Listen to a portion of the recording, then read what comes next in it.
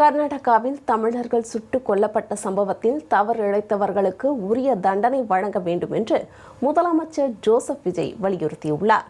இது தொடர்பாக அவர் வெளியிட்டுள்ள எக்ஸல பதிவில், கர்நாடகாவின் சாம்ராஜ் நகர் ஹன்னூர் தாலுகாவில் உள்ள கிராமங்களில் வசித்து வந்த தமிழர்கள் அந்தோணிசாமி, ஜான்ரோஸ் பீட்டர், குமார் ஆகியோர் நேற்று அதிகாலை காவேரி வனவிலங்கு சரணாலய பகுதியில் கர்நாடக வனத்துறையினரால் சுட்டுக் கொல்லப்பட்டது வேதனை அளிப்பதாகவும் இந்த படுகொலையை வன்மையாக கண்டிப்பதாகவும் கூறியுள்ளார். இந்த சம்பவம் தொடர்பாக கர்நாடக வனத்துறை கொடுத்த விளக்கம் ஏற்புடையதல்ல என்றும் நேர்மையான விசாரணை நடைபெற வேண்டும் என்றும் தெரிவித்துள்ளார். இது குறித்து உயர்மட்ட விசாரணை குழு அமைத்து தவறு இழைத்தவர்களுக்கு உரிய தண்டனை வழங்கப்பட வேண்டும் என்றும் அவர் வலியுறுத்தியுள்ளார். பாதிக்கப்பட்டவர்களின் குடும்பத்தினருக்கு தேவையான அனைத்து உதவிகளையும் கர்நாடக அரசு வழங்க வேண்டும்.